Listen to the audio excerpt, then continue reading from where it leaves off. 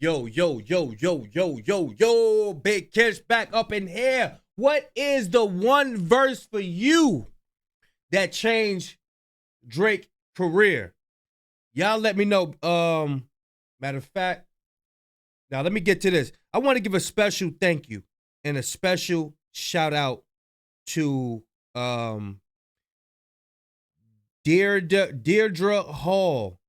Keep me in prayers. I will keep you in prayers. Deirdre Hall, thank you for your donation as well. And a shout out and a special thank you to Robin Silver. Robin Silver, thank you so much for your donation. It is much appreciated.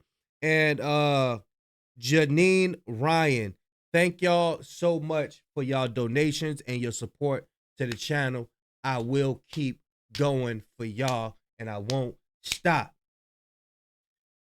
We about to analyze. Shout out to Spotlight. Yeah, shout out to Spotlight. I will leave a link in the description. We about to analyze what was the blow, what was the heavy hitter that got Drake up out of here. Y'all let me know in the comment section as well. What song, what metaphor, what was it for you that you think that ended that said that Drake ain't coming back? He ain't coming back. Y'all know I'm like holding y'all. Without further ado, let's get it.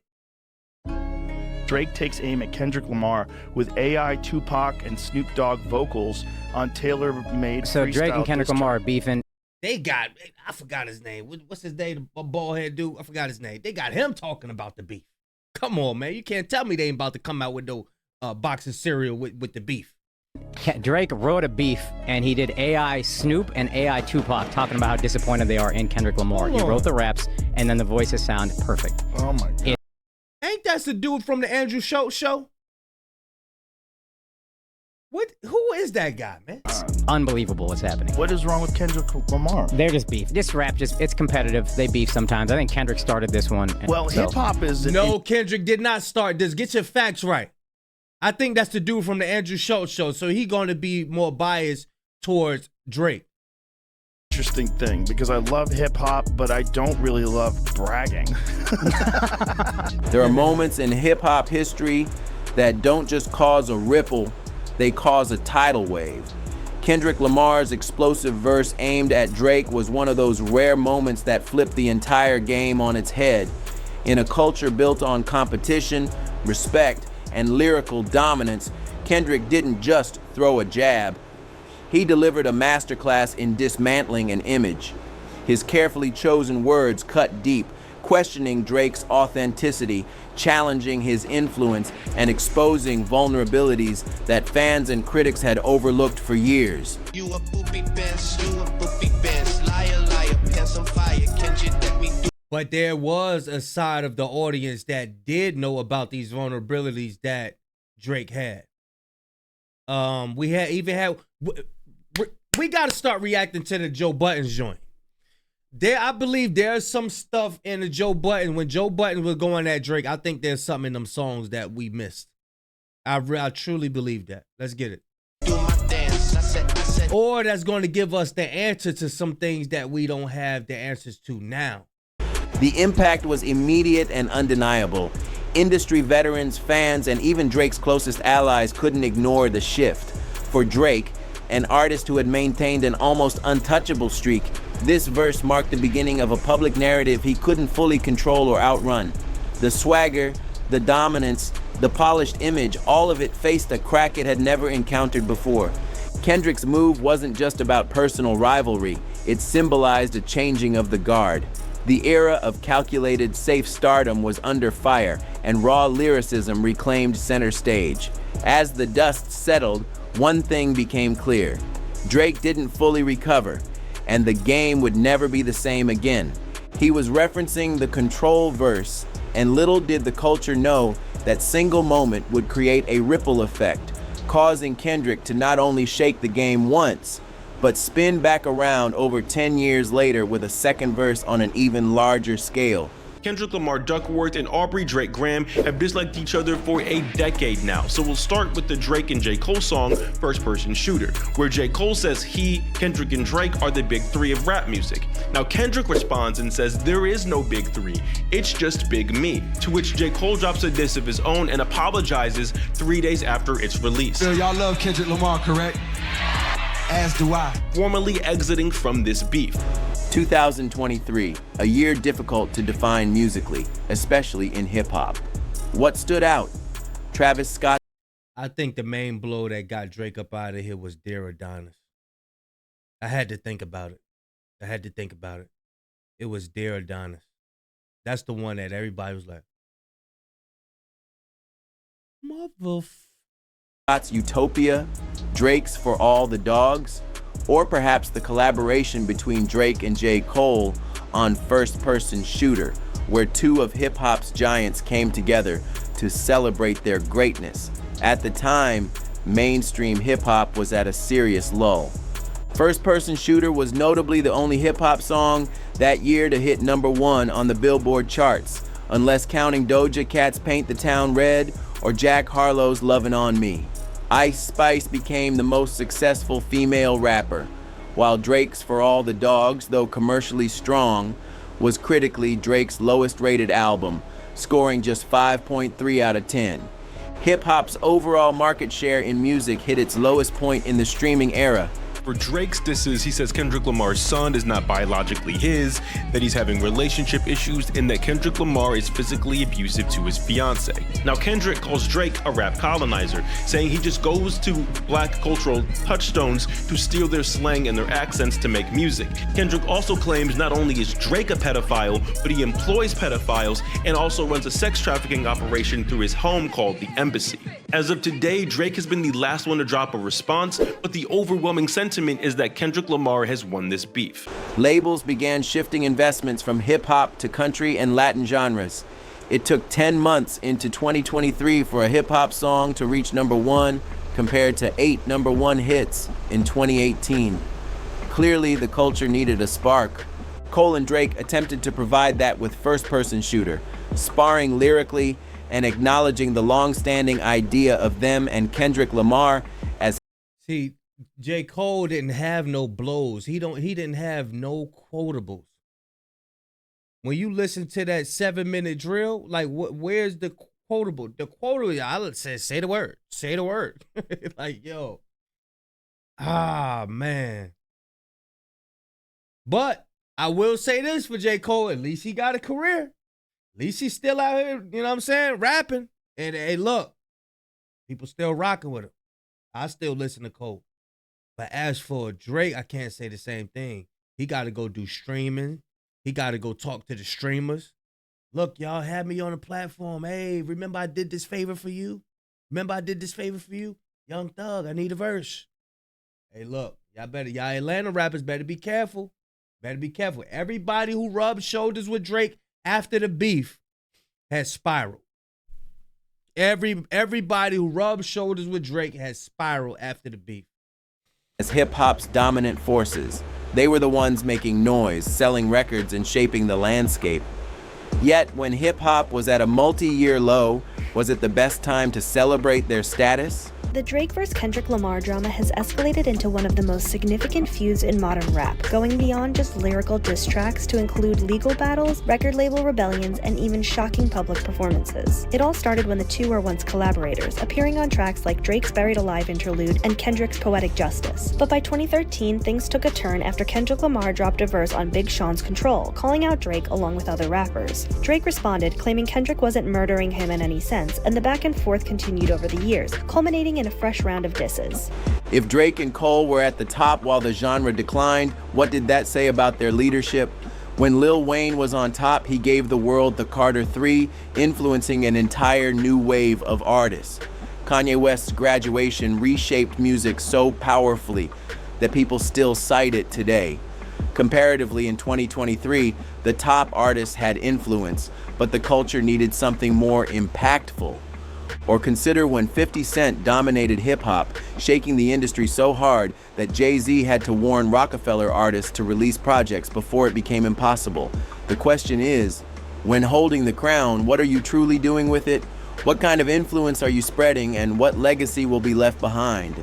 In 2023, the feud reignited after J. Cole mentioned both Drake and Kendrick in a track, fueling speculation about a renewed rivalry. Just months later, Kendrick dropped a series of diss tracks, including Not Like Us, which many saw as a direct shot at Drake. The track became a massive hit, and Kendrick's Super Bowl halftime show performance included a nod to the ongoing beef, with him teasing Not Like Us as his closing song. The song propelled Kendrick to 5 Grammy wins, including 2 of the biggest awards for Not Like Us, while also earning a lawsuit from Drake over defamation and violence tied to the track's controversial lyrics. Despite the intense drama, Kendrick Lamar remained gracious in his victory at the Grammys, focusing on his city and community rather than ongoing conflict with Drake. The entire saga has definitely become a defining moment in modern hip-hop. For Cole and Drake, it was about celebrating their greatness, not about pushing the culture forward.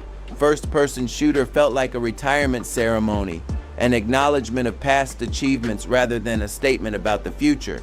It was I honestly think Cole and Drake were trying to get together in little bro Kendrick Lamar because they was taller than him. Yeah. Some people got that messed up mindset like, yo, I'm taller than you, so that means you a little ninja to me. That's it. Ninjas, y'all think I'm making stuff up. Ninjas think like that. Yo, I'm telling you, ninjas think like that. I'm taller than you, I'm bigger than you. That means I'm old, I'm better. You know what I'm saying? Nah, that pen game is crazy. Smash both of them. Nostalgic celebration rather than a bold leap into a new era. Instead of battling for who would carry the title of the Big Three into the next generation, they seemed content to reflect. Hugging on stage, mutual admiration, but during a time when hip-hop's artistic and commercial state was arguably at its weakest. They celebrated their peak, ignoring the genre's decline around them. There was still one artist willing to tell the truth. While First Person Shooter embraced camaraderie, hip-hop desperately needed real competition. Who would take the torch? Who would make the next classic? When was the last time a truly pivotal album was released? Only one rapper dared to step up. Only one had the courage to point the scope back at them and declare, "I'm the captain now." Drake takes aim at Kendrick Lamar with AI Tupac and Snoop Dogg vocals on tailor-made So Drake and freestyle Kendrick diss Lamar are track. beefing. Drake wrote a beef, and he did AI Snoop and AI Tupac talking about how disappointed they are. Bro, I can't stand when somebody telling a story about the beef and they were like, they ain't no fans, they don't listen to hip hop or nothing. Get out of here, bro. Don't nobody even know you, bro. Get out of here, bro. I don't like this dude, man. This is the same dude from the Andrew Schultz show. I remember his face. I don't forget no faces. I remember, and now all of a sudden he's an expert on the Drake and the Kendrick Lamar beef. He don't know about no Good Kid, Mad City. He don't know about no Section 80. He don't know about no Pimp a Butterfly. He don't know nothing about nothing. And all of a sudden you're on this Joe Rogan, yeah, that's his name. Joe Rogan podcast breaking down all the bars and stuff. Go sit down. Go sit down. Listen to this dude, man. All of a sudden.